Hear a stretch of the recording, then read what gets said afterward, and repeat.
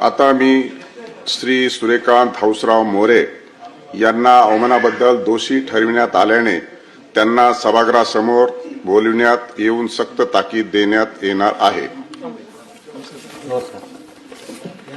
या निमित्तानं मी सदस्यांच्या निदर्शनास आणू इच्छितो की अशा प्रसंगी सभागृहाची भूमिका न्यायालयाची असते, त्यामुळे अशा प्रसंगाचे गांभीर्य लक्षात घेऊन सभागृहात संपूर्ण शांतता असणे आवश्यक आहे। मी आता मुख्य सुरक्षा अधिकारी महाराष्ट्र विधानमंडळ यांना श्री सूर्यकांत हौसराव मोरे यांना सभागृहासमोर हजर करण्याची आज्ञा देतो। श्री सूर्यकांत हौसराव मोरे यांनी आपला माफीनामा वाचावा।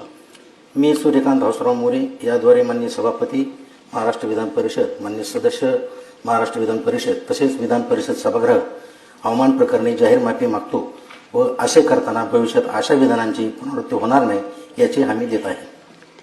प्रस्तुत प्रकरणी श्री सूर्यकांत हौसराव मोरे यांनी विधान परिषद सभागृह, विधान परिषदेचे माननीय सभापती, विधान परिषदेचे सर्व सन्माननीय सदस्य तसेच गतकाळात विधान परिषदेत कामकाज केलेले विधान परिषदेचे आजी व माजी सदस्य व तत्कालीन मुख्यमंत्री राहिलेल्या माजी सदस्यांनी कर्तव्य बजावलेल्या सार्वभौम सभागृहाविषयी अत्यंत आक्षेपार्ह शब्दप्रयोग करून घोर अपमान करीत तसेच विधान परिषदेचे माननीय सभापती यांच्या सर्वोच्च स्थानाचा अवमान करून एकूणच विधान परिषद व या संस्थेबद्दल द्वेष व उपहासाची भावना निर्माण होऊन जनमानसाचा विधान परिषद या घटनात्मक संस्थेवरील विश्वास उडेल असे घृणीय कृत्य विधान परिषदेचा अवमान व विशेषाधिकार भंग केल्याने या सभागृहाने पारित केलेल्या ठरावानुसार या सभागृहाचे माननीय सभापती, सन्माननीय सदस्य तसेच सार्वभौम सभागृहाची माफी मागितली आहे।